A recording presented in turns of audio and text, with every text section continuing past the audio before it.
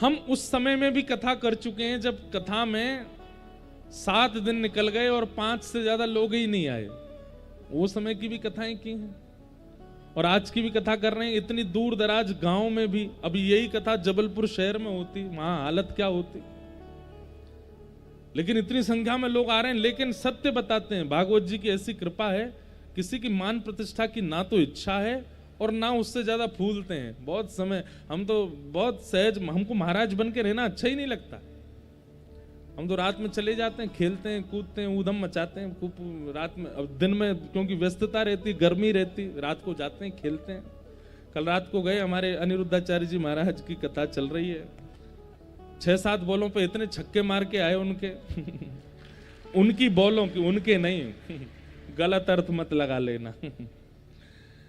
तो सब अपने भाई बंधु हैं, अपने क्षेत्र में सब लोग, उनका गांव यही है। तो कल बुलाए थे तो वहां गए, रात में उनके साथ भी आनंद किया।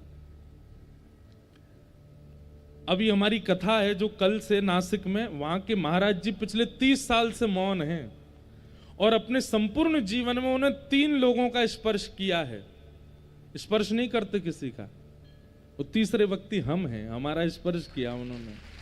और जिस दिन स्पर्श किया था, 1 महीना की जब हमने कथा की थी, पूरा शरीर ठंडा पड़ गया था और मैं 2 दिन तक तो यही विचार नहीं कर पा रहा था कि मुझे हो क्या रहा है। ऐसे तपस्वी महात्मा, वो हमारे साथ गेंद खेलते हैं, हम क्रिकेट खेलते हैं उनके साथ। ऐसे महापुरुष हैं कि साक्षात देव दत्त दिखते हैं, उनमें दत्त भगवान दिखते हैं। उनके मंदिर में 100 किलो से ज्यादा भारी प्रतिमा है दत्त भगवान की।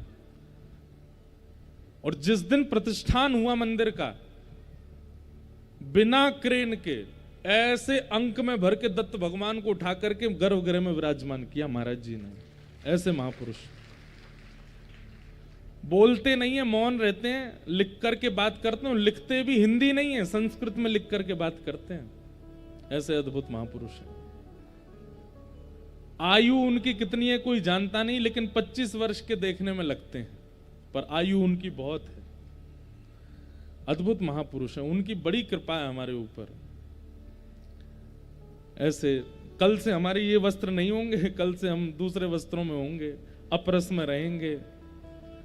अनुष्ठानिक विधि से वहां कथा होती है और फिर रात में खूब कीर्तन होता है, अभंग होते हैं, नृत्य होता है, खेल होते हैं, कूद होते हैं, उत्सव होते हैं, बहुत आनंद आता है।